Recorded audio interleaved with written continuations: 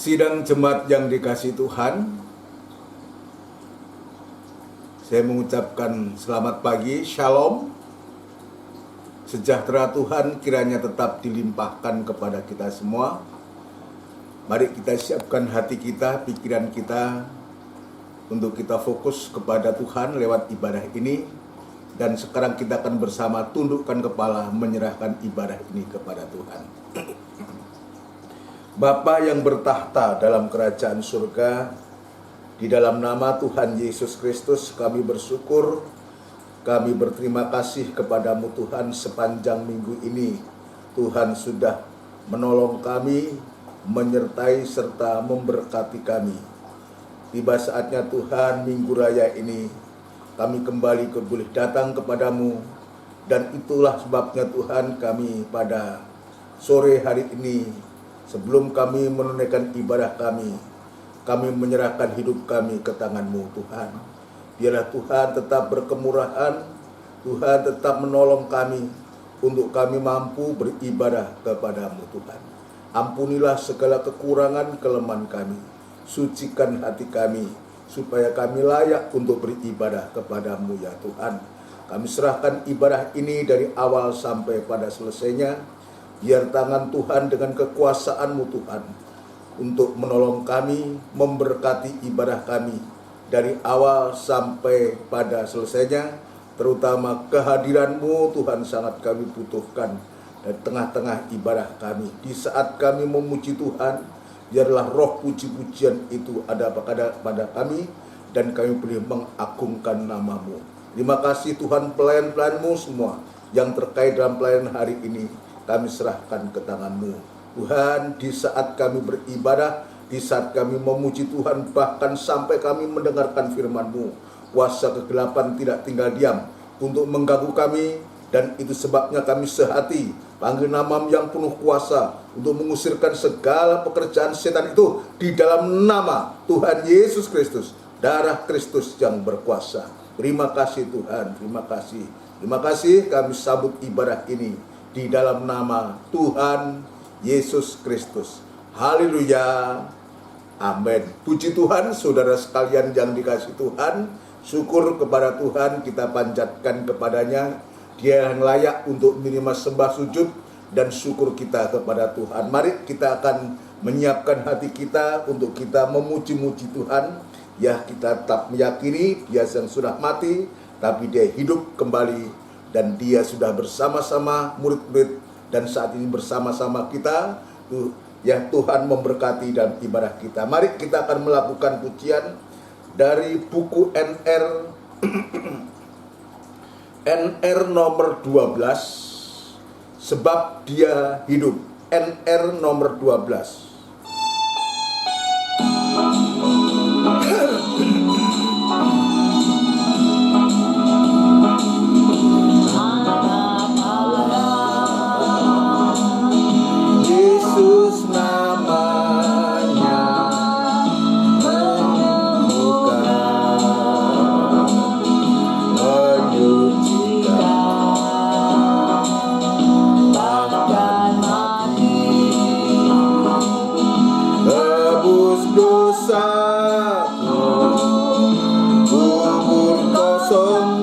Membuktikan Dia hidup, Dia hidup. Ada hari esok, sebab Dia hidup.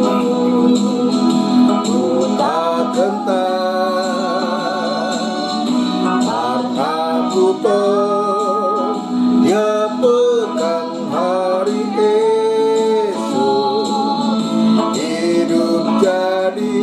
berarti bab Dia hidup, bab Dia hidup, bab Dia hidup. Ada hari esok, bab Dia hidup. Ku tak gentar, aku tahu Dia pegang hari esok. Hidup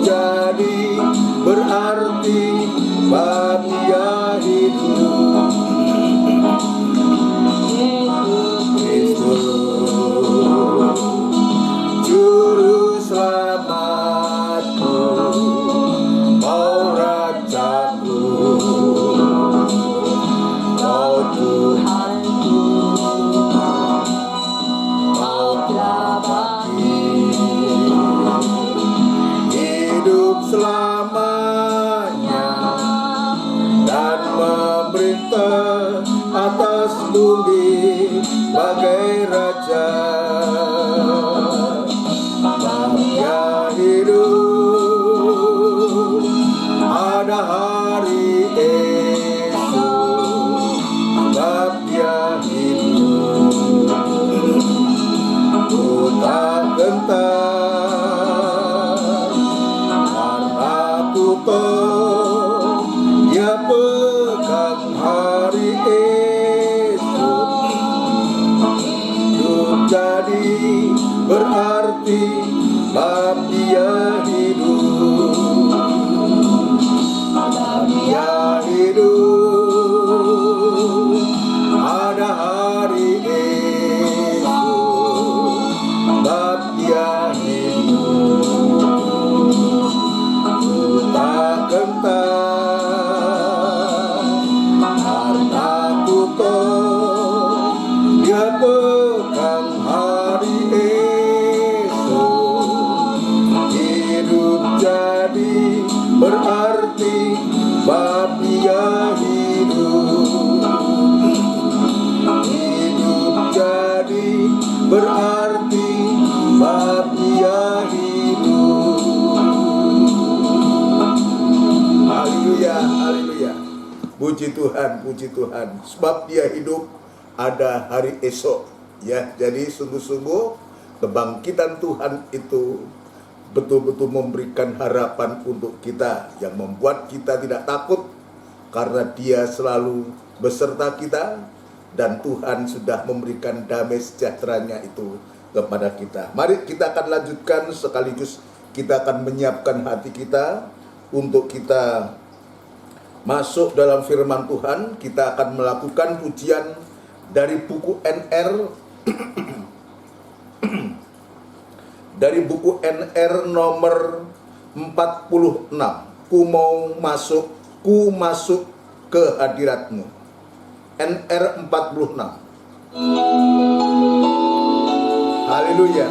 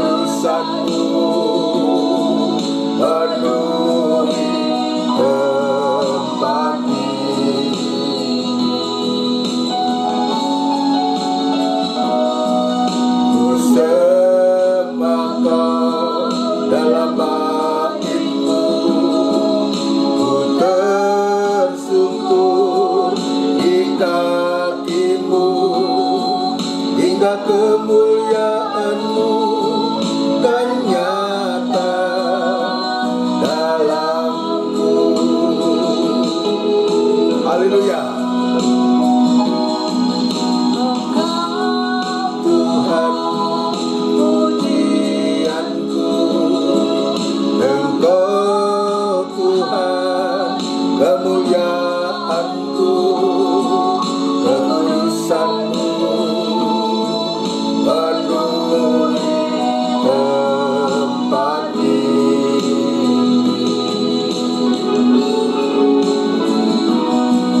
Ku sembah Kau dalam baitmu, ku tersungkur di kakimu, hingga kemuliaanmu kan nyata dalamku.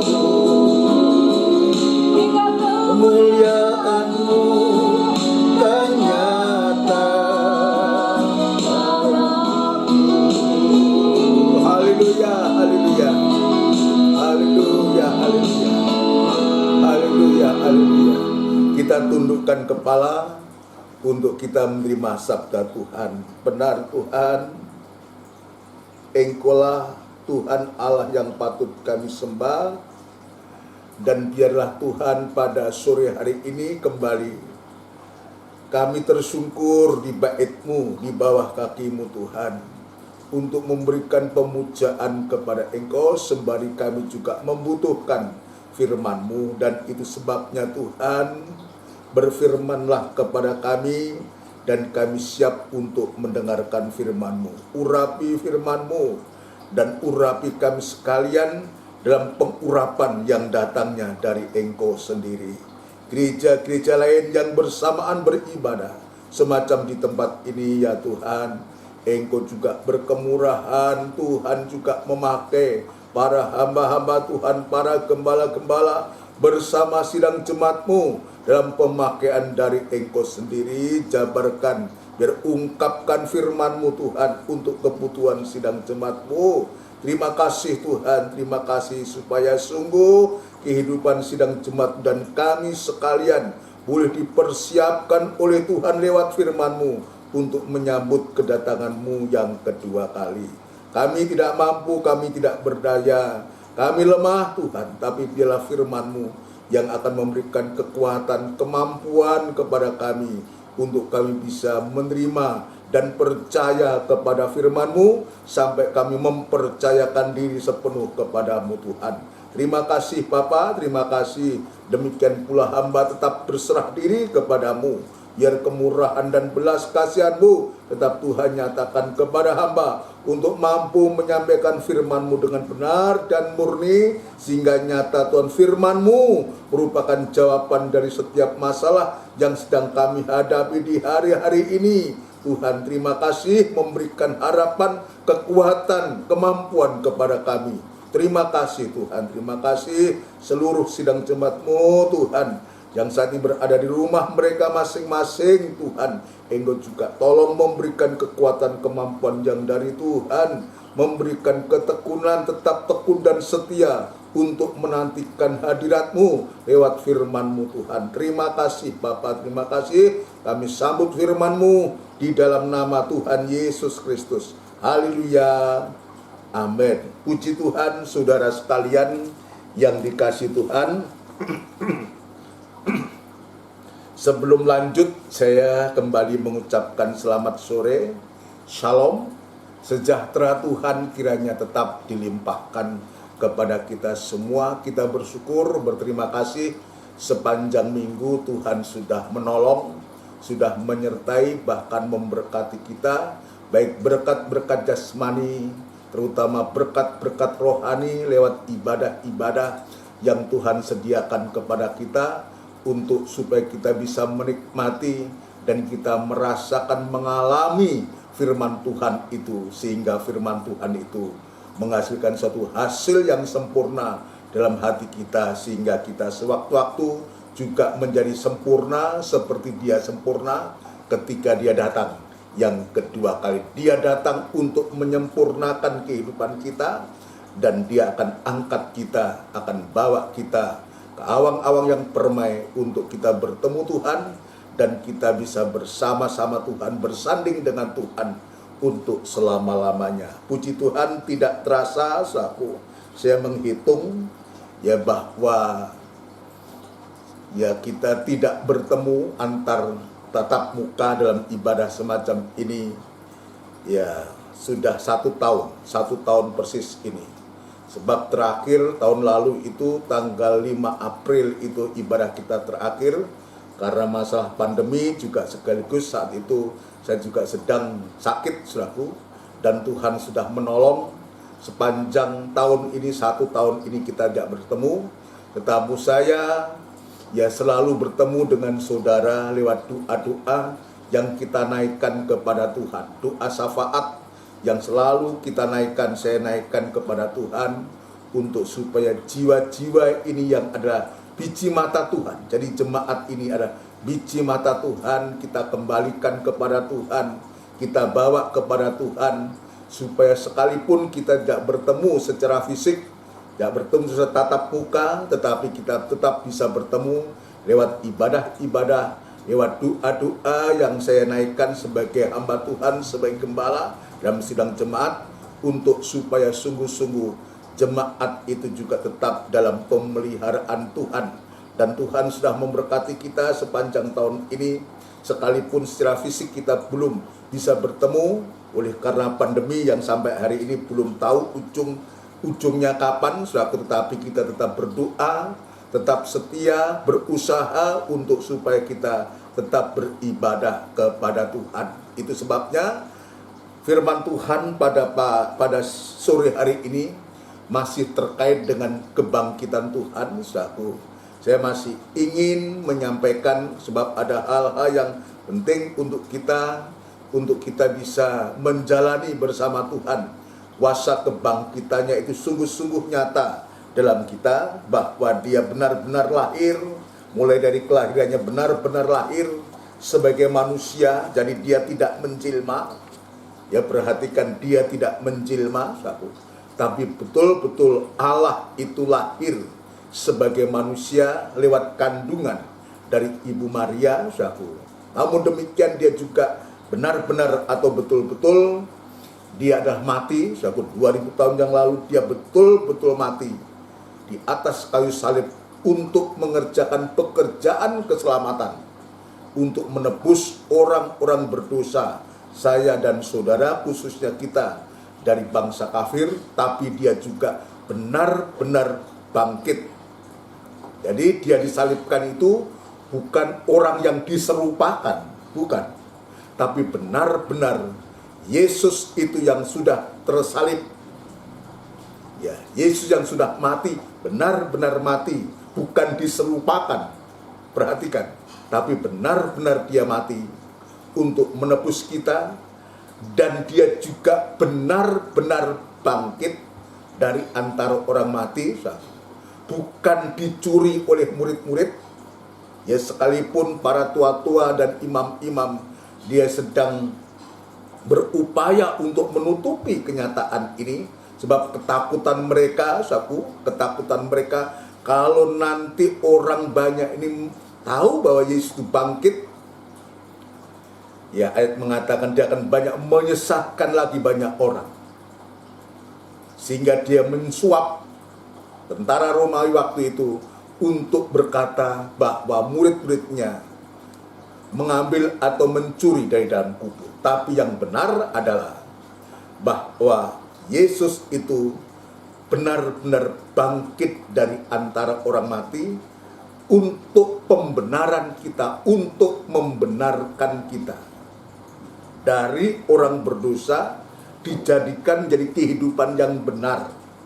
Itulah kehidupan kita, Kebangkitannya itu yang sudah kita pelajari, dan kita akan membaca ulang beberapa dari Injil Yohanes yang sama, pasal yang sama, ayat yang sama. Ya, dalam Injil Yohanes pasal yang ke-20, ya, pasal 20 kita akan membaca ada hal-hal yang luar biasa yang kita akan teruskan. Ya, lewat dalam satu minggu ini kita sedang mempelajari, mendalami Injil Yohanes pasal yang ke-20 ini. Tapi firman itu memang hidup. Firman itu berkembang. Semakin kita baca, semakin hidup, menghidupi kita, sehingga kita tidak akan pernah, tidak pernah kehabisan firman Allah. Karena Tuhan selalu memberikan firman itu untuk kita. Kita lihat, saudaraku, sebab ini apa yang Tuhan nyatakan ini betul-betul seolah seirama dengan keadaan di hari-hari ini, saudaraku, Ayat 19,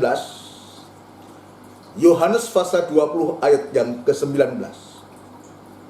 Ketika hari sudah malam pada hari pertama minggu itu, berkumpullah murid-murid Yesus di suatu tempat dengan pintu-pintu yang terkunci, karena mereka takut kepada orang-orang Yahudi.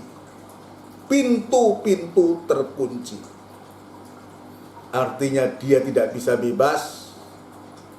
Tidak bisa bebas karena dia ada rasa takut, sehingga rumah pun pintu-pintunya dikunci. Ini keadaan saat itu.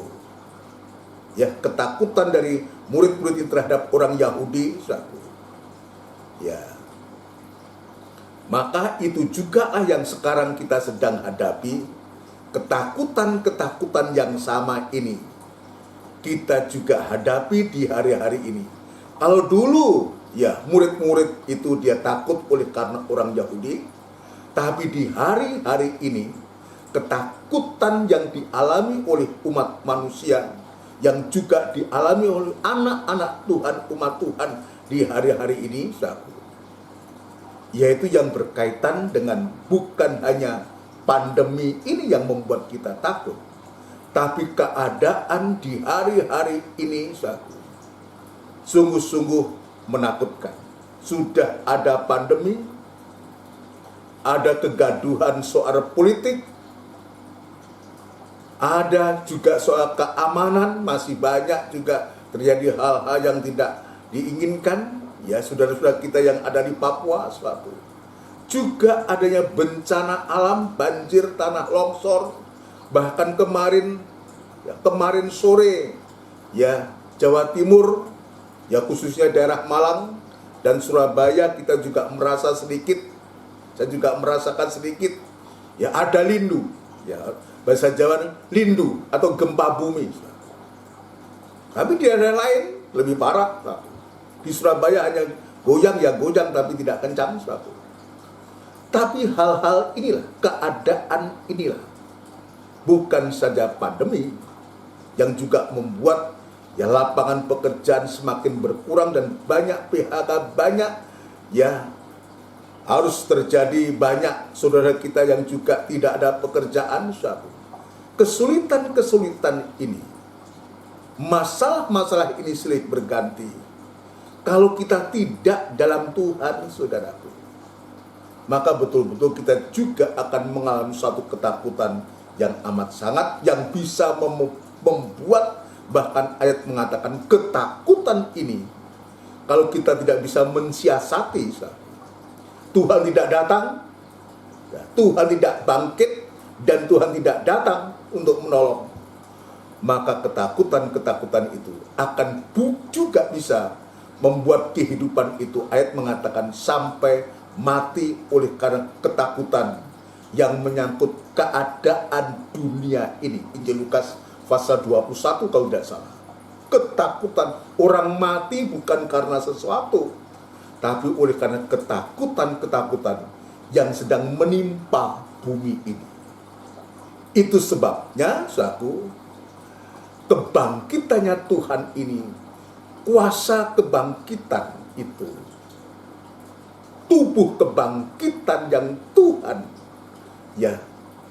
yang ada pada Tuhan itu, ini sangat kita butuhkan. Kita lanjut, saudaraku, ayat yang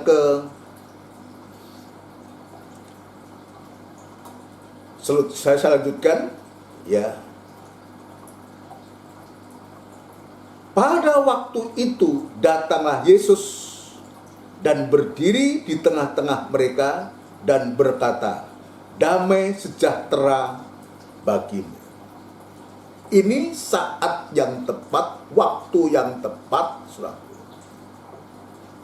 Ketika murid-murid itu menghadapi ketakutan yang amat sangat, mungkin kita juga menghadapi ketakutan-ketakutan di hari-hari ini, saudaraku.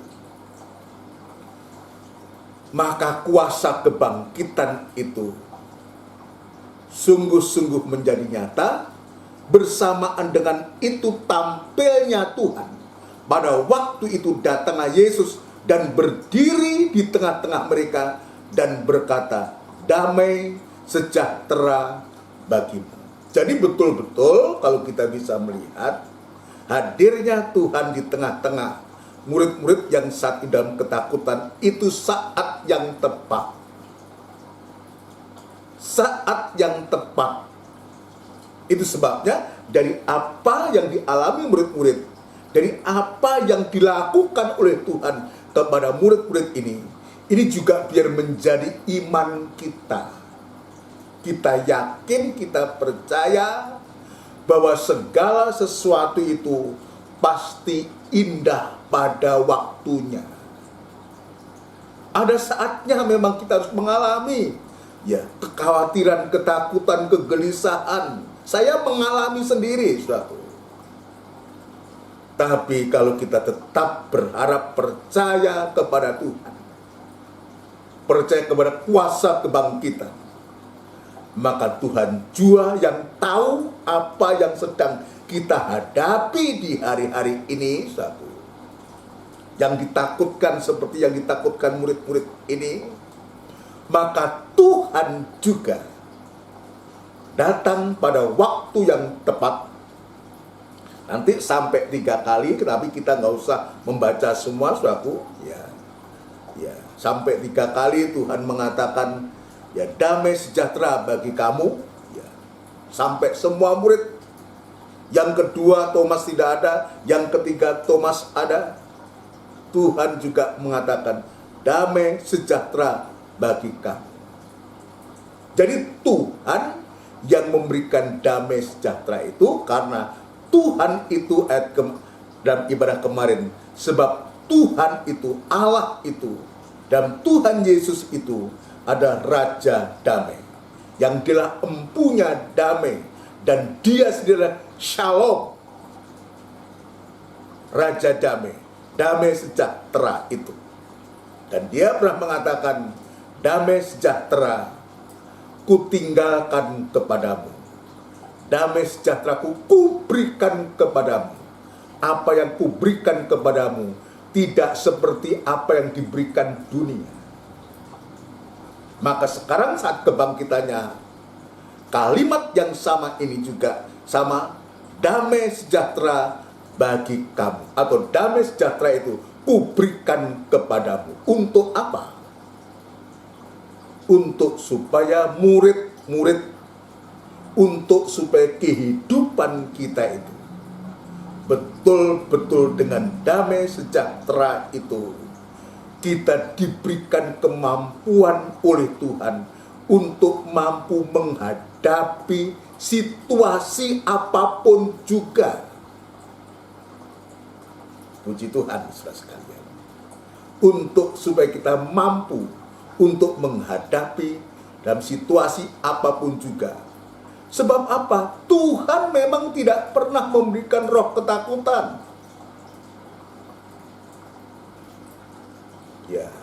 Bukan roh ketakutan yang Tuhan berikan kepada kita. Dia memberikan damai sejahtera. Allah memberikan roh yang membangkitkan kekuatan, bukan ketakutan. Ini yang Tuhan berikan. Damai sejahtera itu diberikan kepada kita untuk membangkitkan kekuatan. Artinya, untuk supaya kita mampu, bukan kita yang mampu, kita dimampukan. Ketika kita diperhadapkan dengan situasi yang tidak memungkinkan, tidak menguntungkan kita di hari-hari ini. 2 Timotius, saudaraku, Jangan ditutup ini. 2 Timotius pasal yang pertama kalau tidak salah ya. 2 Timotius pasal yang pertama.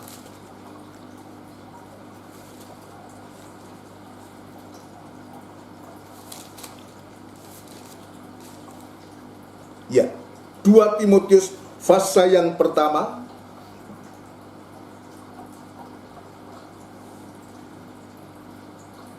ayat yang ke-7. Ayat yang ke-7 atau lebih baik ayat yang ke-6 ya. 2 Timotius pasal yang pertama ayat yang ke-6 dan yang ke-7. Karena itulah kuperingatkan engkau untuk mengobarkan karunia Allah yang ada padamu oleh penumpangan tanganku atasmu. Ini kepada Timotius. Rasul Paulus berkata, untuk mengobarkan karunia Allah yang ada padamu oleh penumpangan tanganku atasmu. Sebab Allah memberikan kepada kita bukan roh ketakutan. Ini yang harus kita bawahi, yang harus kita garis bawahi. Dia memberikan damai sejahtera itu kepada kita, bukan roh ketakutan. Tapi Tuhan memberikan damai sejahtera, roh damai sejahtera itu. Sebab Allah memberikan kepada kita bukan roh ketakutan, melainkan roh yang membangkitkan kekuatan. Jadi damai sejahtera, roh damai sejahtera itu saudara, ya, untuk membangkitkan kekuatan, membangkitkan kemampuan, untuk membangkitkan kita supaya kita tetap berkobar-kobar ini, untuk mengobarkan karunia Allah yang Tuhan percayakan kepada kita. Ini damai sejahtera ini, bukan roh ketakutan yang Tuhan berikan. Roh damai sejahtera yang membangkitkan kekuatan untuk supaya kita dimampukan, untuk supaya kita tetap berkobar-kobar, ya, melainkan roh yang membangkitkan kekuatan, kasih dan ketertiban. Saya tambahkan 8. Jadi janganlah malu bersaksi tentang Tuhan kita, dan janganlah malu karena aku seorang hukuman karena dia, melainkan ikutlah menderita bagi Injilnya oleh kekuatan Allah. Jadi ini sungguh luar biasa yang Tuhan tunjukkan ini. Damai sejahtera itu untuk membangkitkan kekuatan kepada kita, kasih dan ketertiban, ya, untuk membangkitkan kekuatan, kasih kita kepada Tuhan supaya tidak menjadi dingin, ya. Sebab Injil Matius, ya, semakin manusia itu kasihnya menjadi dingin, maka manusia itu tidak lagi bisa mengasihi Tuhan, tidak bisa mengasihi sesama, tapi justru membenci, bahkan membunuh. Tapi sebaliknya, damai sejahtera, roh damai sejahtera yang Tuhan berikan itu untuk membangkitkan, mengobarkan kekuatan, kasih kita semakin berkobar-kobar, dan tetap kita hidup tertib. Artinya tertib itu hidup kasih dan ketertiban, hidup kasih di dalam firman ketertiban, firman Tuhan. Ini yang pertama lebih dulu, yang Tuhan tunjukkan kepada kita. Damai sejahtera itu untuk membangkitkan kekuatan, untuk supaya kita tetap berkobar-kobar di dalam kasih-Nya Allah yang Tuhan sudah nyatakan dalam kehidupan kita. Ini, saudaraku, yang Tuhan tunjukkan kepada kita, kebangkitannya itu memberikan damai sejahtera. Saya akan lanjutkan kembali pada Injil Yohanes pasal 20. Sekarang kita baca ayat yang ke-20. Dan sesudah berkata demikian, ia menunjukkan tangannya dan lambungnya kepada mereka. Murid-murid itu bersukacita ketika mereka melihat Tuhan. Jadi bukan hanya kata-kata yang dibawa oleh Tuhan ini, bukan hanya kata-kata dia katakan damai sejahtera bagimu, tapi Tuhan juga menunjukkan. Apa yang dia tunjukkan, saudara sekalian? Ia menunjukkan tangannya, tangannya yang terpaku, luka yang ada pada tangannya. Dalam Injil ini disebutkan kakinya, tapi di Injil Yohanes, Injil Lukas disebutkan juga kedua kakinya, luka ada yang ada pada kedua kaki.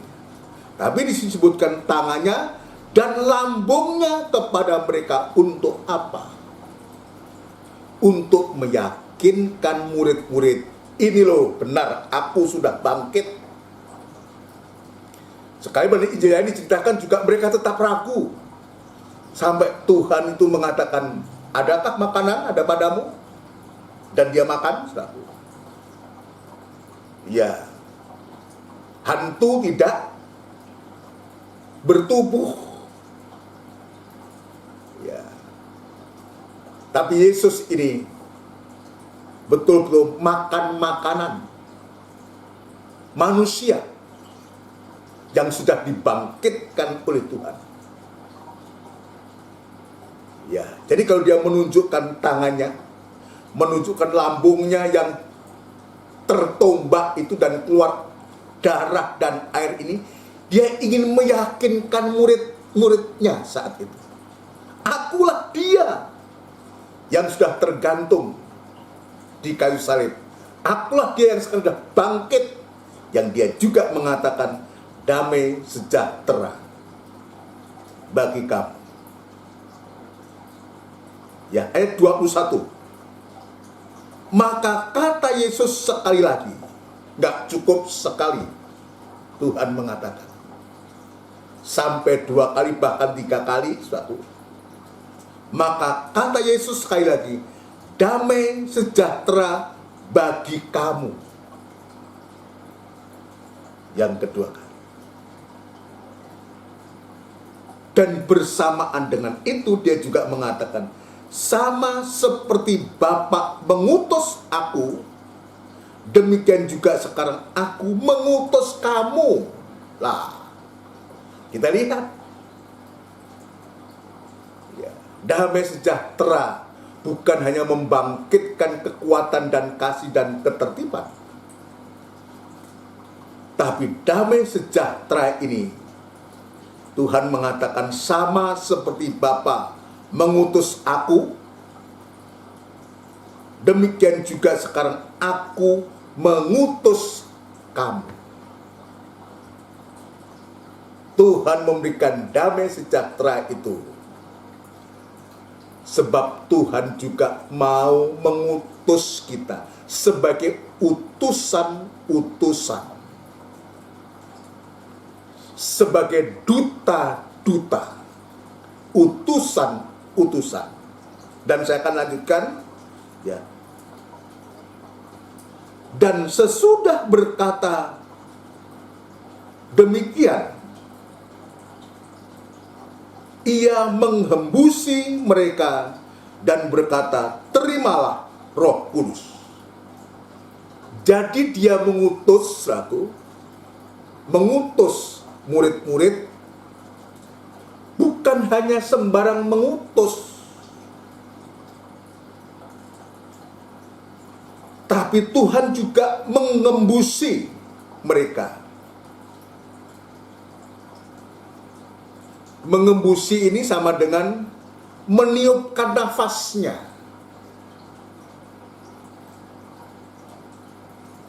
Ya, seperti dalam kitab Kejadian, setelah manusia diciptakan dari debu tanah, maka Tuhan mengembusi dengan nafasnya sehingga dia menjadi makhluk yang hidup.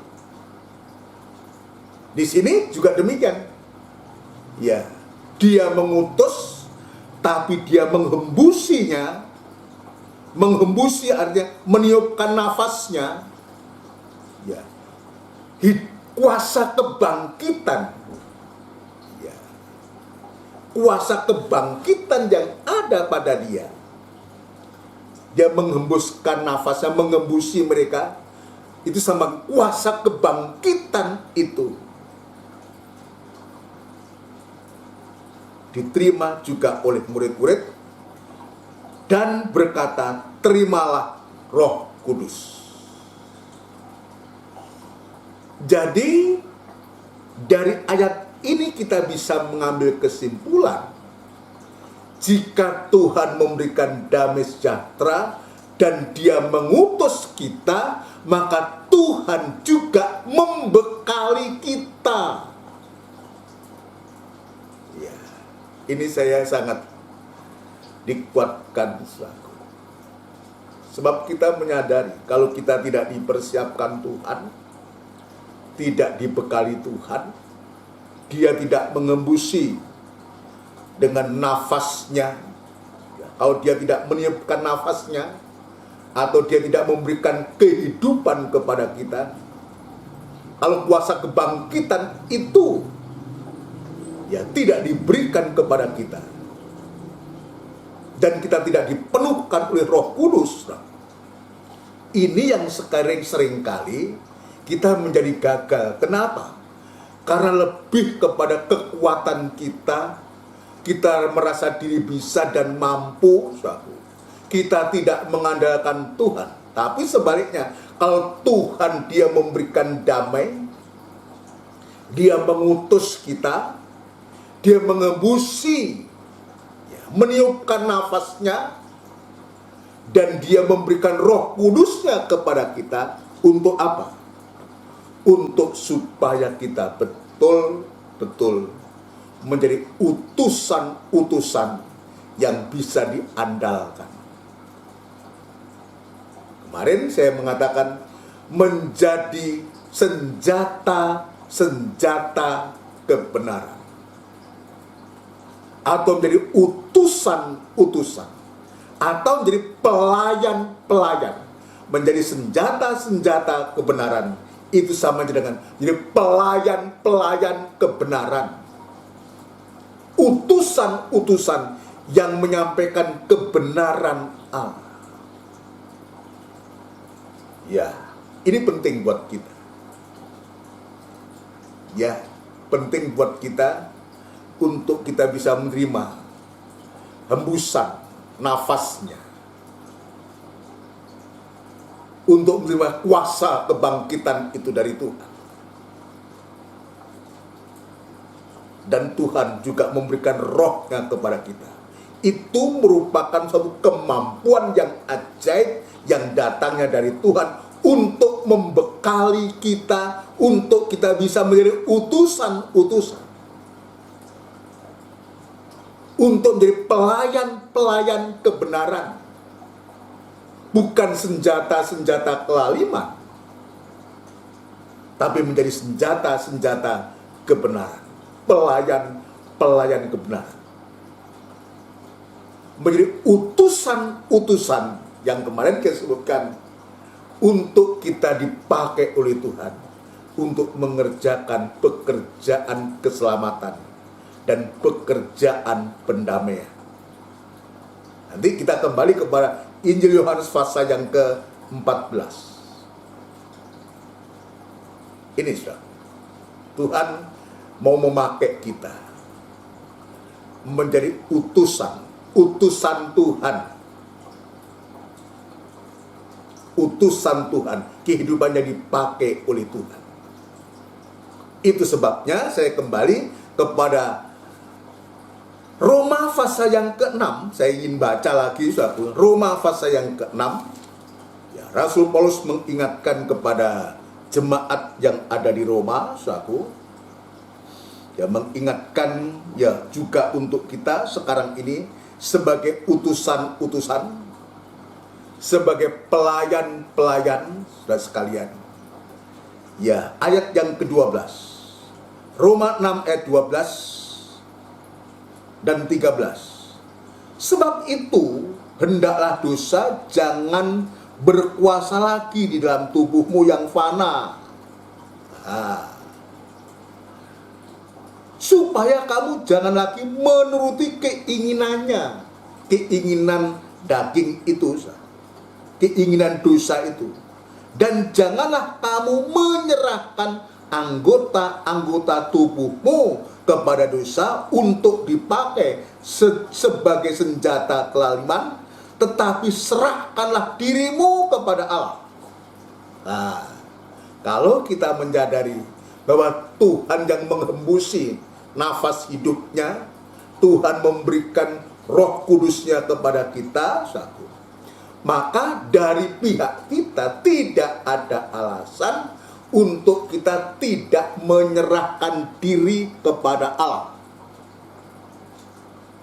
dalam segala aspek kehidupan kita, dalam pekerjaan kita sehari-hari.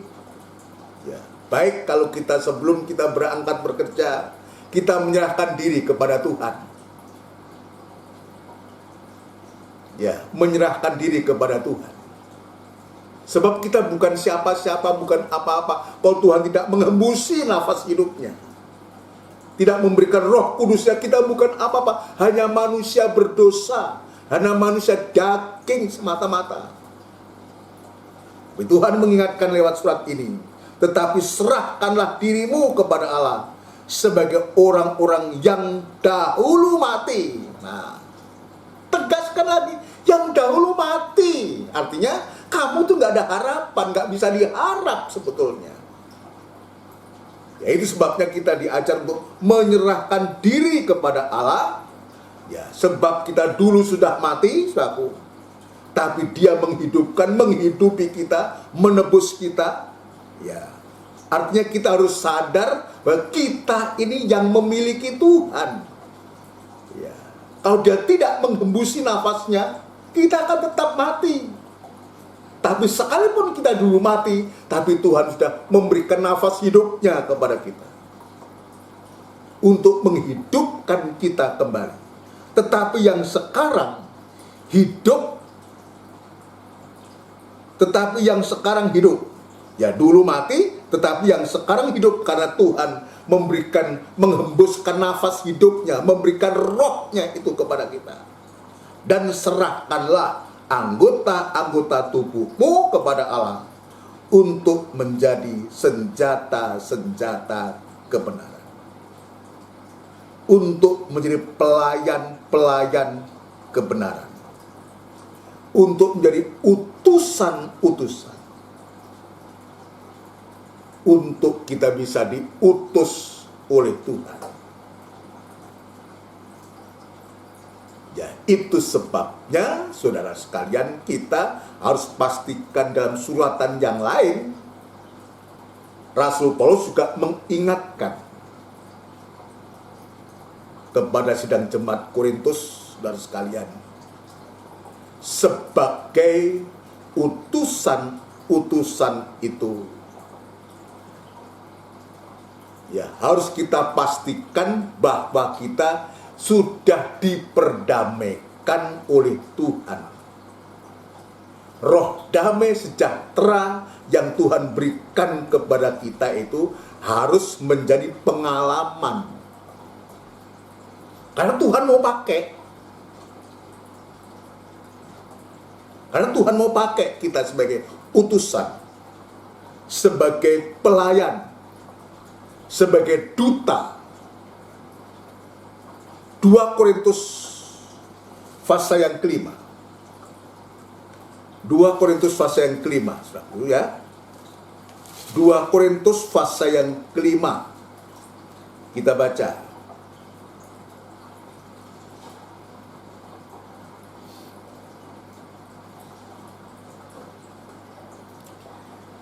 Ayat 20. Nanti sudah bisa baca ayat sebelumnya juga, tapi kita baca ayat yang ke-20. Jadi kami ini Yaitu juga kalau disebutkan kami juga termasuk yang menyampaikan. Ini juga berlaku untukku, saat itu untuk Rasul Paulus juga kepada seluruh sidang jemaat Korintus saat itu, sekarang untuk jemaat Tuhan. Jadi kami ini adalah utusan-utusan Kristus. Artinya orang yang dipercaya oleh Tuhan.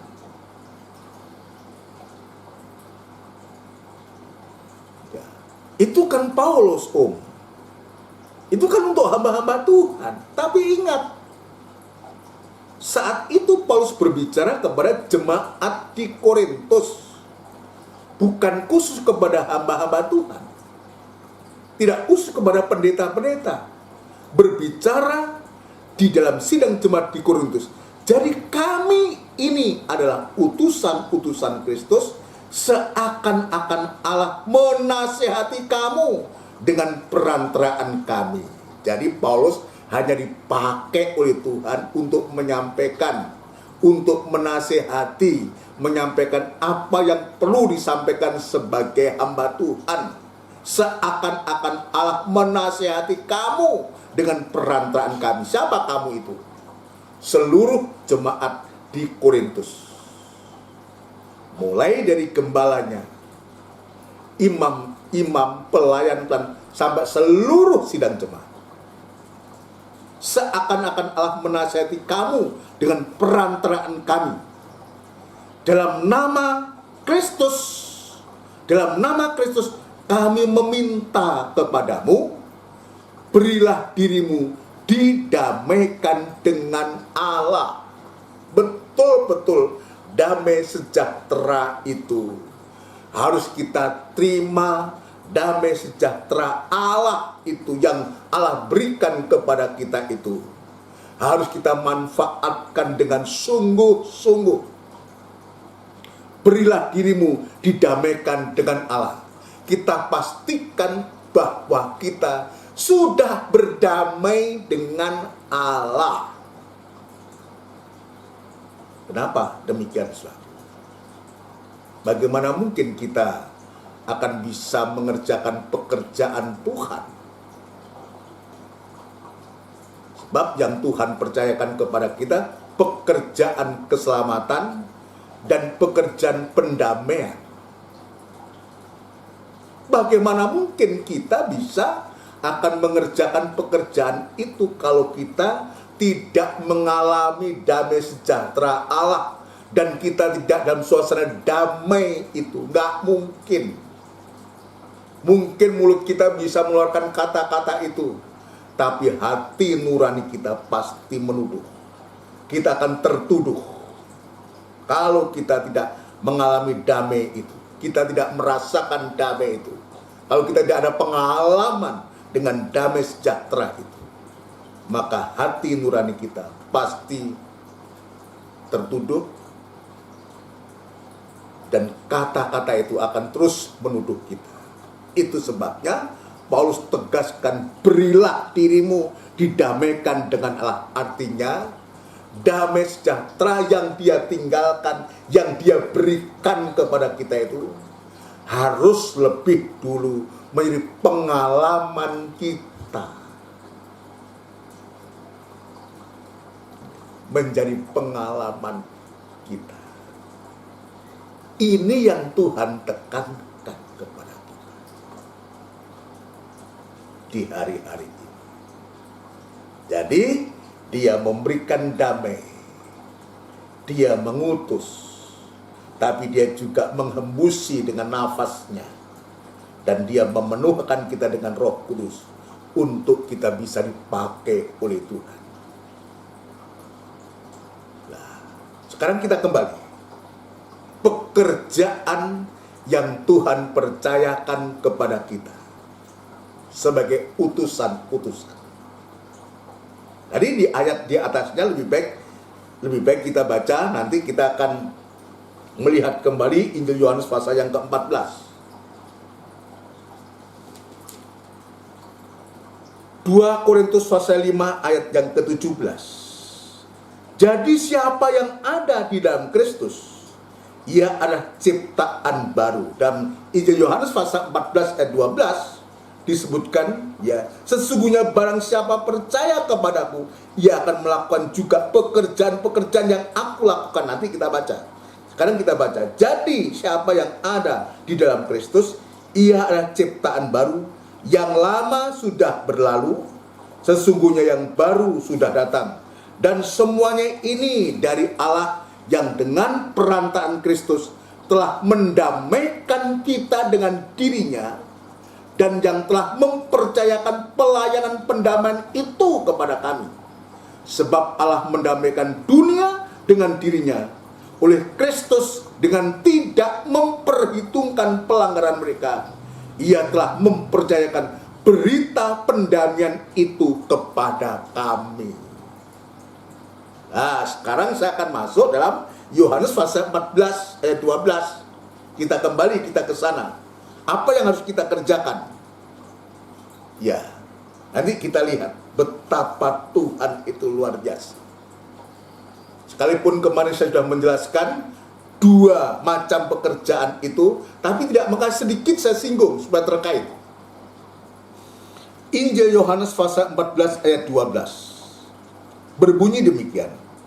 Aku berkata kepadamu, sesungguhnya barang siapa percaya kepadaku, sesungguhnya siapa percaya kepadaku, ya,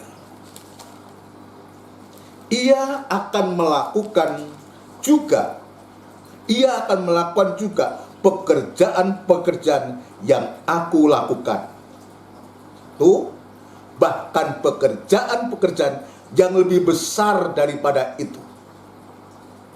Ayat yang terakhir dia tutup dengan kalimat, saudara sekalian, sebab aku pergi kepada Bapa. Ini puncaknya. Ya, jadi artinya kita kembali, kita sebagai utusan-utusan itu, kita harus pastikan bahwa kita sudah berdamai dengan Tuhan. Untuk supaya kita layak diutus, layak dipakai, layak untuk mendapatkan kepercayaan Tuhan. Untuk bisa, kemarin saya mengatakan, ya, sebab di sini misalkan sesungguhnya barang siapa percaya kepadaku, ia akan melakukan juga pekerjaan-pekerjaan yang aku lakukan. Pekerjaan apa? Dalam ibadah-ibadah kemarin saya sudah menunjukkan ada dua pekerjaan Tuhan yang dipercayakan kepada kita. Yang pertama adalah pekerjaan yang Yesus lakukan, pekerjaan keselamatan atau pekerjaan pendamaian dosa. Nah, kalau kita kembali kepada 2 Korintus pasal yang ke-5 tadi, maka kita harus pastikan sebelum kita menerima kepercayaan ini, kita harus betul-betul mengalami, merasakan damai sejahtera Allah. Karena yang dipercayakan kepada kita pekerjaan keselamatan atau pekerjaan pendamaian. Bagaimana kita bisa menyampaikan berita itu? Kita bisa dipercayakan berita pendamaian itu kalau diri kita tidak berdamai. Saudara sekalian, mustahil, saudara sekalian. Lalu pekerjaan yang lebih besar daripada itu, ini juga kita sudah periksa kemarin itu, saudara sekalian. Yang dimaksud pekerjaan yang lebih besar itu, ya, jadi kembali, ya, mengerjakan pekerjaan keselamatan atau pendamaian itu artinya yaitu lewat firman penginjilan kita bisa membawa jiwa-jiwa datang kepada Tuhan untuk supaya dia selamat, diselamatkan oleh Tuhan dan tidak hidup di dalam dosa dan kejahatan. Pekerjaan yang lebih besar dari keselamatan yaitu pekerjaan pembangunan tubuh Kristus. Ini juga sudah kita sudah periksa. Pekerjaan pembangunan tubuh Kristus. Untuk apa ini?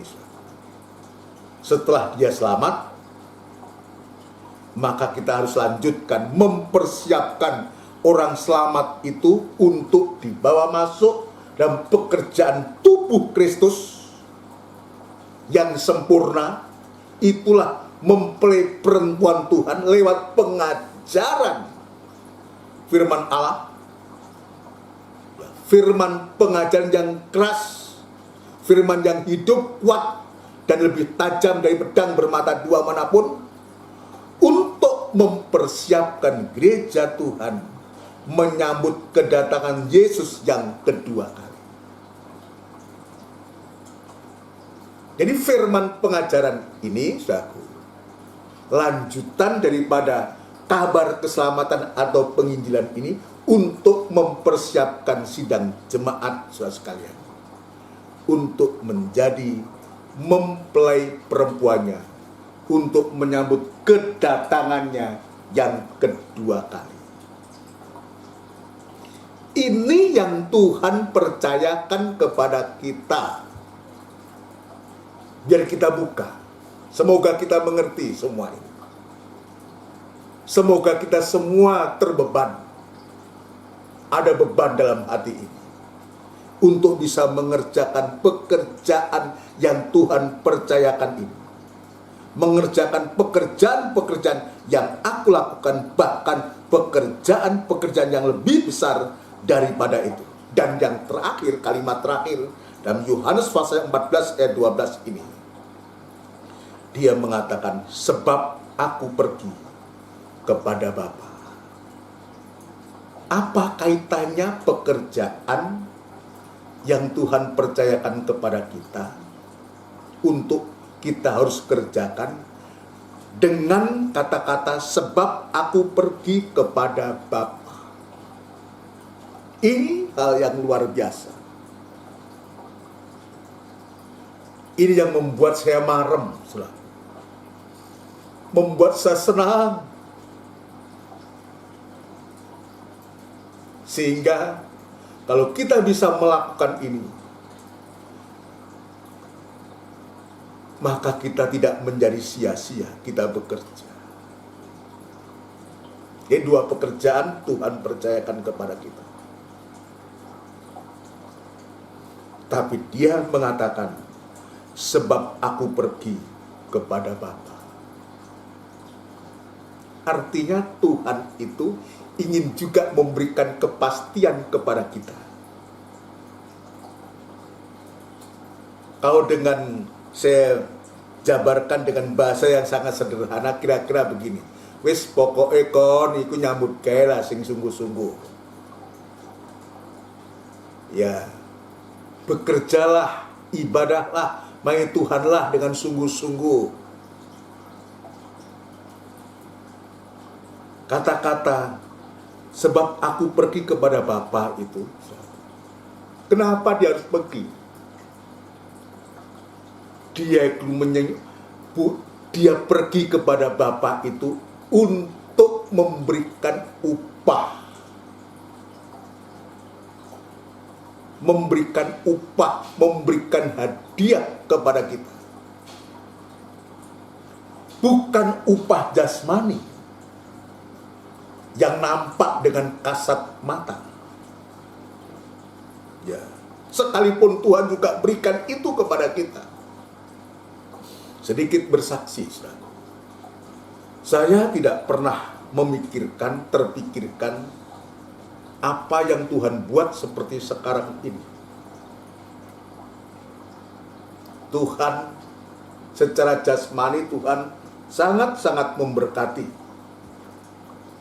Lewat sidang jemaat Tuhan yang digerakkan Tuhan, lewat persembahan-persembahan jemaat, ya, baik itu korban tatangan, korban sukarela, maupun juga ada perpuluhan selaku yang Tuhan percayakan.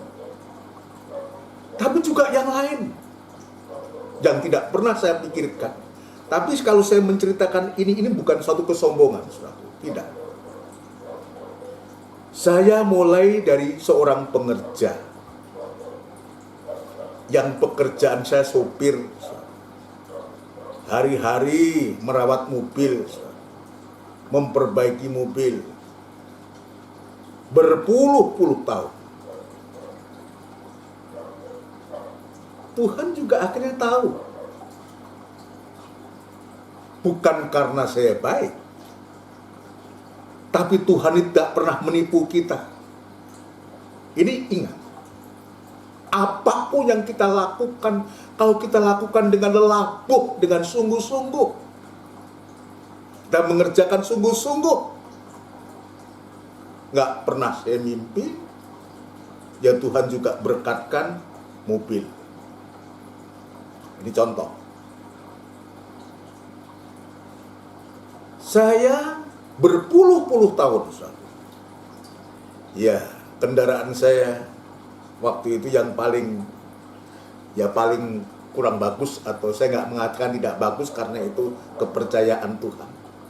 Saya menggunakan Vespa itu berpuluh-puluh tahun. Mulai saya belum menikah, sampai saya menikah, sampai saya punya anak 1, sampai saya punya anak 2. Jadi saudara kalau lihat saya kalau ke gereja saat itu, pergi berempat dengan Vespa, itu Vespa cukup lama, saudara.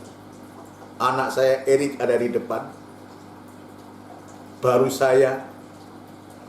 anak saya Yaya, 3, yang keempat mamanya yang paling belakang.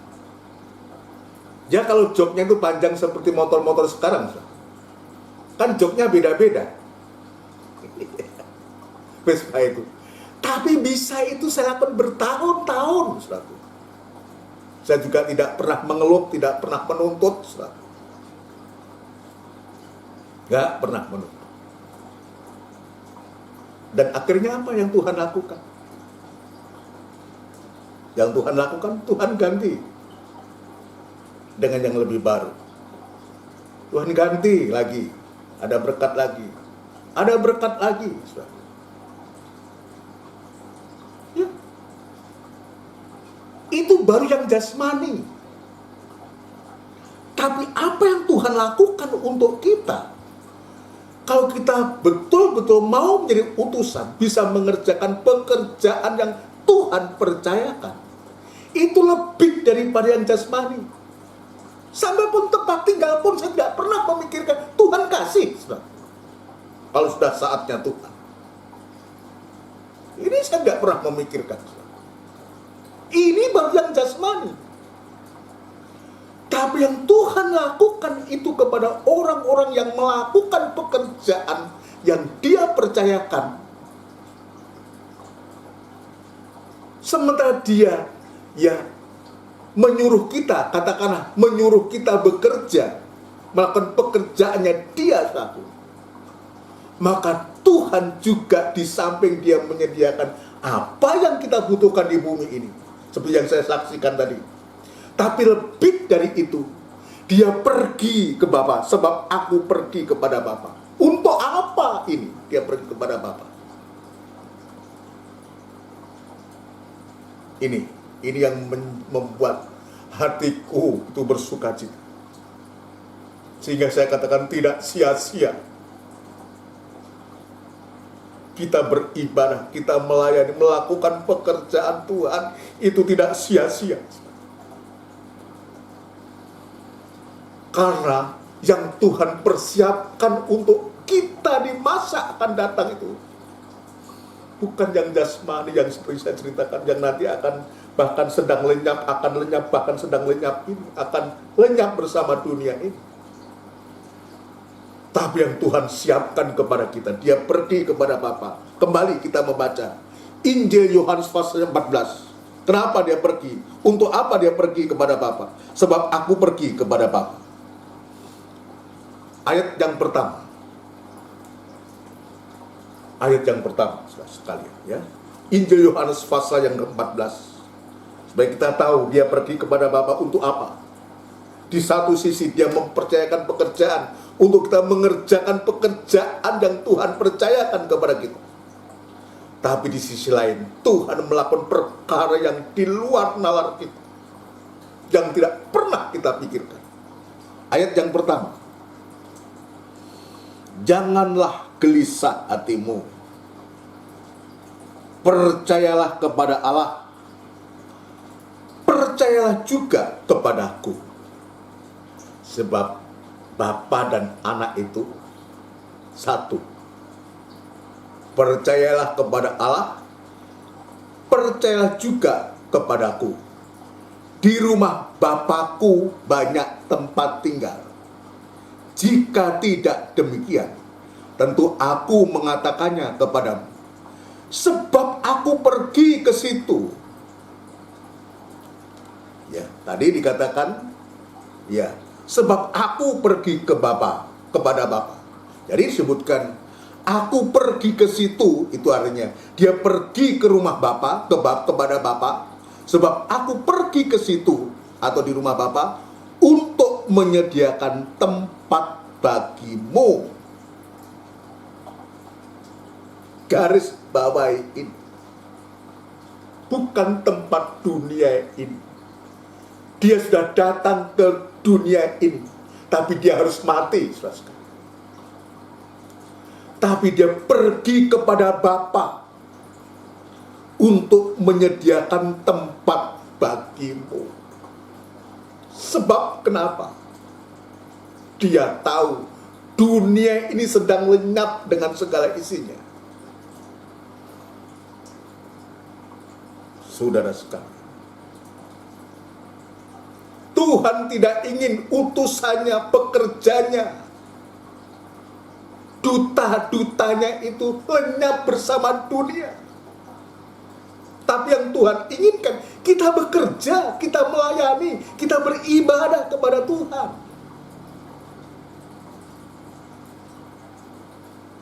Tuhan,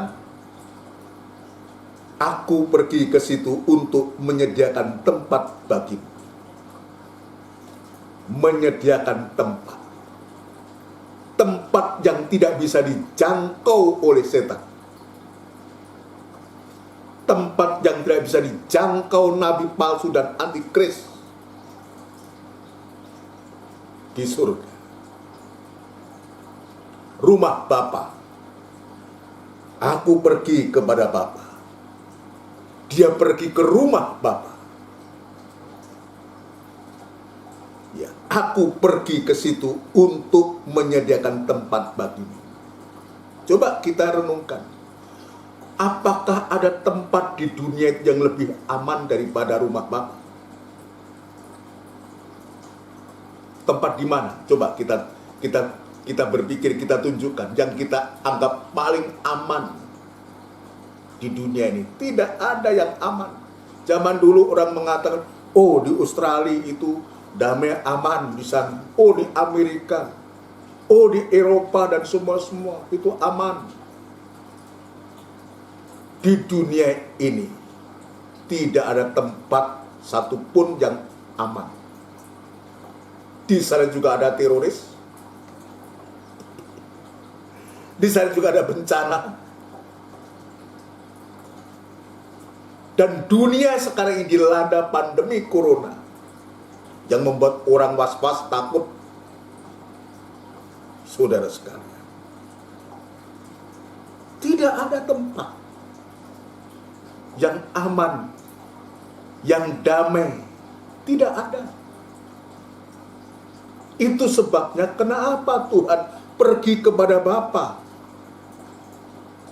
Dia betul-betul memberikan kepastian juga kepada kita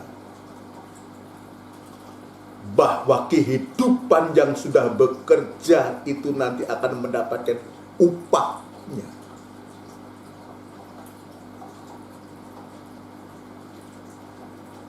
Ya, akan mendapatkan upahnya. Saya lanjutkan ayat 3. Dan apabila aku telah pergi ke situ dan telah menyediakan tempat bagimu.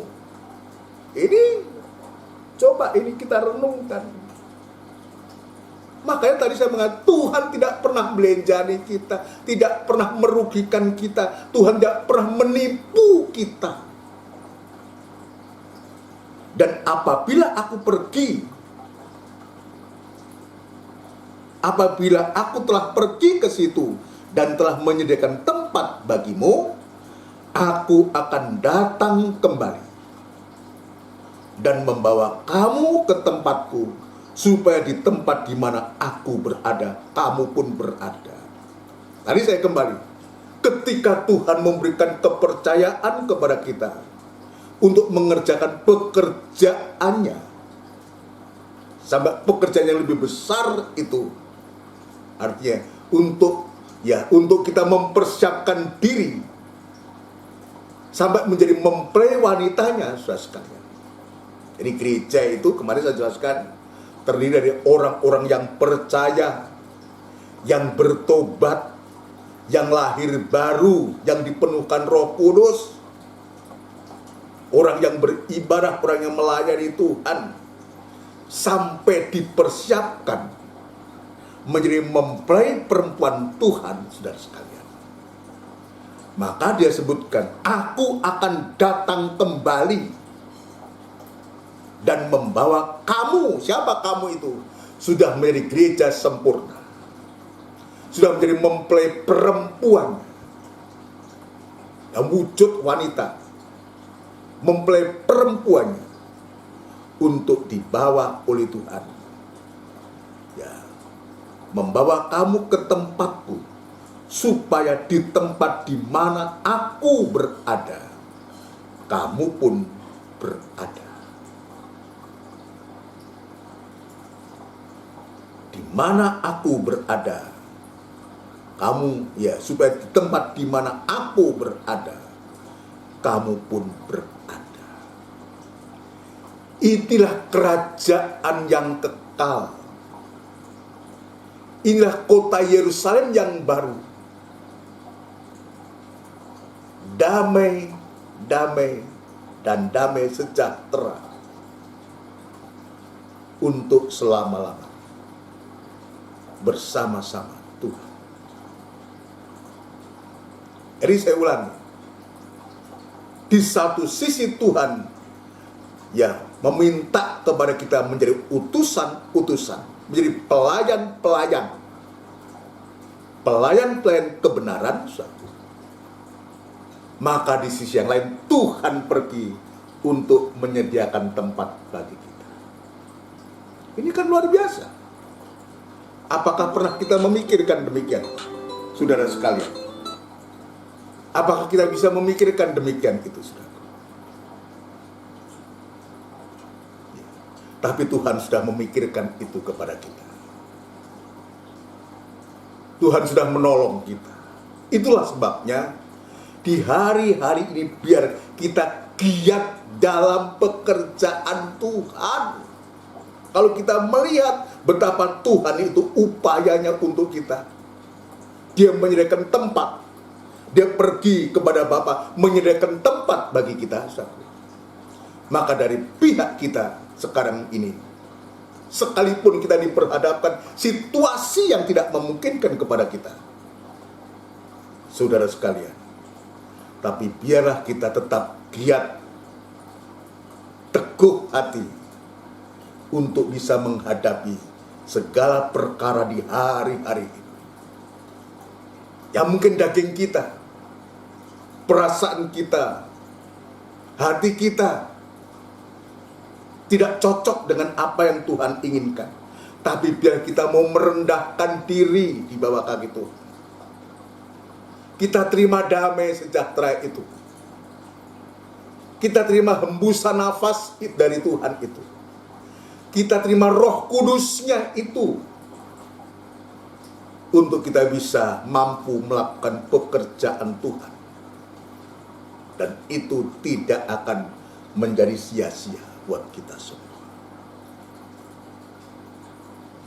Haleluya, luar biasa. Luar biasa. Saya merasakan itu. Siapa kita ini? Apa kita ini? Kok Tuhan sampai mempercayakan pekerjaan yang dikerjakan oleh Tuhan, mengerjakan pekerjaan yang Dia kerjakan itu, bahkan mempercayakan pekerjaan yang lebih besar dari itu. Apa kita? Siapa kita? Orang-orang yang sudah mati, tapi Dia berkuasa, kuasa kebangkitannya mampu untuk menghembusi dengan nafasnya itu untuk menghidupkan kita kembali. Itu sebabnya kita harus menyerahkan diri kita sebagai senjata-senjata kebenaran, untuk dipakai sebagai senjata-senjata kebenaran, pelayan-pelayan kebenaran, utusan-utusan, sebagai duta-duta, sebab Tuhan sudah menyediakan tempat yang begitu indah kepada kita. Ayat yang terakhir, 1 Korintus pasal yang ke-15. 1 Korintus pasal yang ke-15 ayat 58. 1 Korintus pasal yang ke-15 ayat 58. Karena itu, saudara-saudaraku yang kekasih, berdirilah teguh, jangan goyah, dan giatlah selalu dalam pekerjaan Tuhan. Sebab kamu tahu bahwa dalam persekutuan dengan Tuhan, jerih payahmu tidak sia-sia. Jerih payah kita untuk kita bekerja, melayani Tuhan, beribadah itu tidak menjadi sia-sia. Sebab Tuhan sudah menyediakan hadiah yang tidak ada di dunia ini. Itulah rumah Bapa, rumah yang kekal yang Tuhan sediakan untuk kita semua. Puji Tuhan. Jadi kita renungkan, semoga kita mengerti semua yang Tuhan inginkan kepada kita. Jadi kita berikan hidup ini sepenuh hati, segenap hati, untuk tetap bekerja dan bekerja sampai Dia datang untuk menjemput kita. Mari kita akan lakukan pujian dari buku NR 189. NR 189.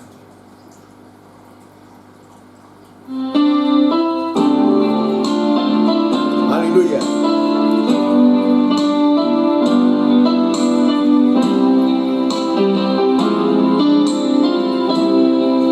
Dengan segenap hati, haleluya, dengan segenap jiwa, dengan kekuatanku,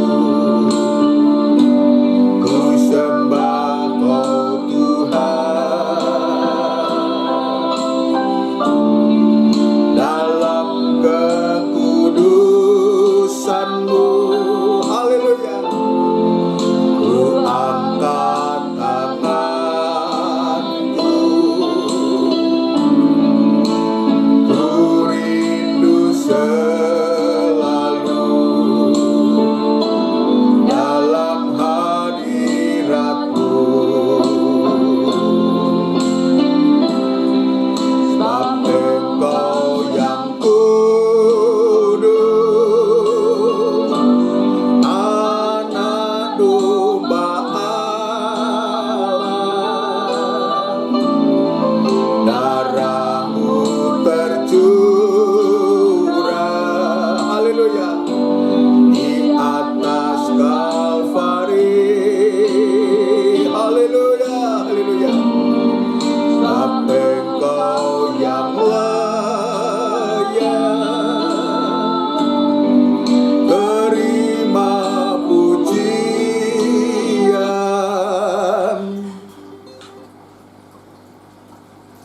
Haleluya. Haleluya. Ya, Haleluya. Om. Haleluya. Haleluya. Haleluya. Haleluya. Haleluya. Haleluya. Haleluya. Haleluya. Haleluya. Haleluya. Haleluya. Haleluya. Haleluya. Oh, haleluya. Haleluya. Haleluya. Haleluya. Terima kasih Tuhan, terima kasih. Terima kasih Tuhan, terima kasih. Haleluya, haleluya, haleluya, haleluya. Terima kasih Tuhan, terima kasih. Kami menyembah, kami memuliakan Engkau Tuhan, haleluya. Haleluya, haleluya, haleluya. Terima kasih Tuhan, terima kasih Tuhan. Terima kasih, terima kasih, terima kasih Tuhan, terima kasih. Kami menyembah Engkau Tuhan, terima kasih, terima kasih, terima kasih, terima kasih. Kami menyembah Engkau Tuhan, terima kasih, terima kasih. Tuhan, kami datang kepadamu Tuhan. Kami membutuhkan Engkau Tuhan di hari-hari ini.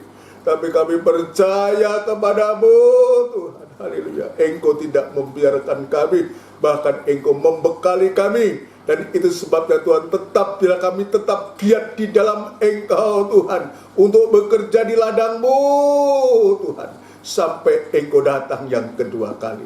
Terima kasih Tuhan, terima kasih Tuhan, terima kasih. Terima kasih buat firman-Mu, terima kasih buat berkat-Mu Tuhan. Di dalam nama Tuhan Yesus Kristus, kami alaskan doa dan sembahyang kami. Haleluya, haleluya. Amin. Puji Tuhan, saudara sekalian yang dikasih Tuhan, demikianlah rangkaian ibadah ini, dalam ibadah raya ini. Kiranya Tuhan memberkati kita semua. Mohon maaf mohon maaf sebelumnya. Ya, lagu tadi tidak lanjut, ya ada gangguan sedikit, saudaraku, jadi langsung saya potong.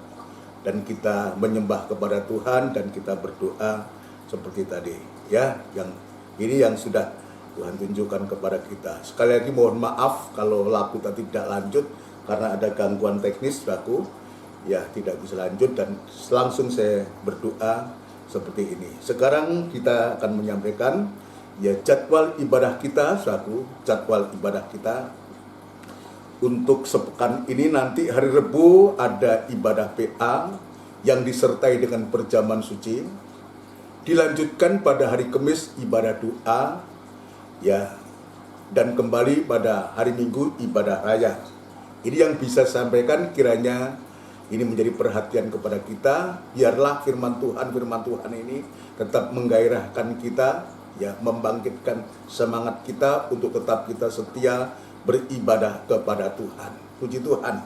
Ya, kita akan berdoa untuk sidang jemaat semua yang sekarang masih dalam kelemahan tubuh, ada yang kelemahan tubuh dalam proses pemulihan, biar Tuhan jamah. Juga kita serahkan ibadah kita kepada Tuhan. Mari kita akan akhiri ibadah kita dengan kita tundukkan kepala. Bapa yang bertahta dalam kerajaan surga, tidak putus-putusnya kami mengucapkan syukur dan terima kasih untuk lawatan-Mu, untuk penyertaan-Mu, terutama untuk berkat-Mu yang sudah Engkau berikan kepada kami. Ya Tuhan, sebelum kami berpisah dalam ibadah ini, kembali kami menyerahkan kehidupan kami, mulai dari hamba, para pelayan-pelayan-Mu, para imam-imam dan seluruh sidang jemaat-Mu Tuhan. Kiranya Tuhan menolong, menjamah kami Tuhan. Menolong menjamah kami Tuhan, untuk kami bisa datang kepadamu. Kiranya apa yang menjadi masalah persoalan dari sidang jemaat Tuhan, kami serahkan ke tangan-Mu. Engkau ada, Engkau akan menolong, menjamah, dan memulihkan sidang jemaat-Mu semua Tuhan. Terima kasih Bapa, terima kasih. Terima kasih Bapa, terima kasih. Terima kasih, terima kasih Tuhan. Bangsa dan negara kami, Tuhan, Engkau juga menolong, Engkau memberkati para pemimpin kami. Berkati Tuhan, Bapak Presiden, Wakil Presiden, jajaran menteri, dan pejabat tinggi negara di pusat sampai pun di daerah. Tuhan memberkati, memakai semua. Terima kasih Tuhan.